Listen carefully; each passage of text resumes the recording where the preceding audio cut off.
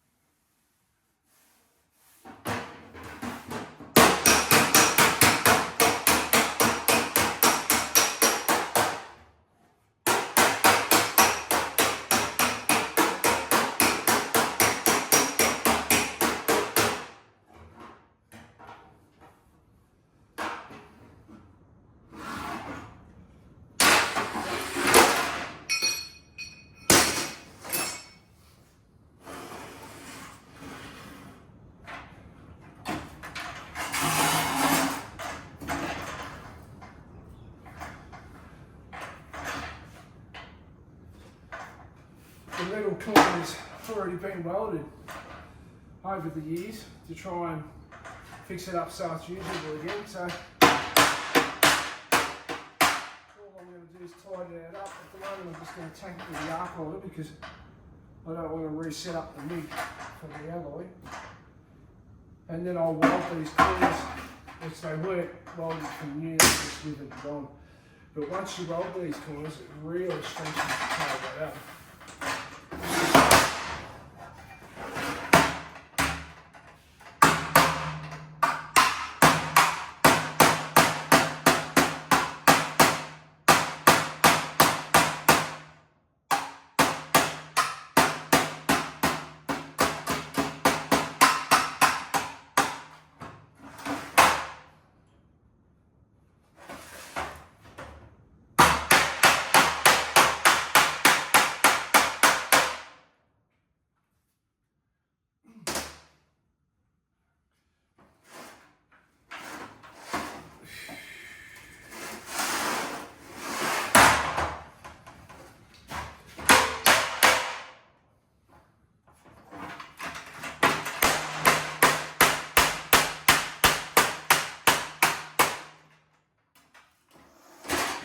That's actually quite nasty. Looks like shit.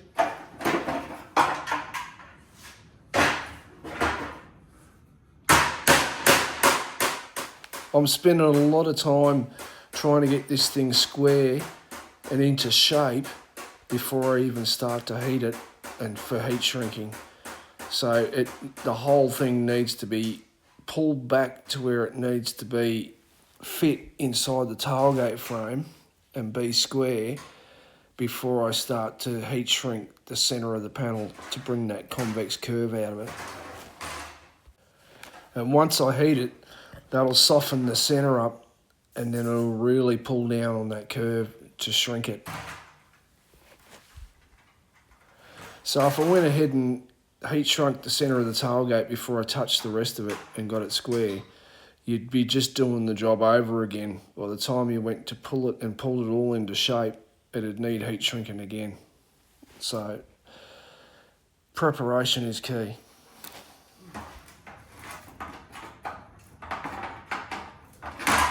And the trick is, as always, is to get it right into shape as much as you can before you start welding.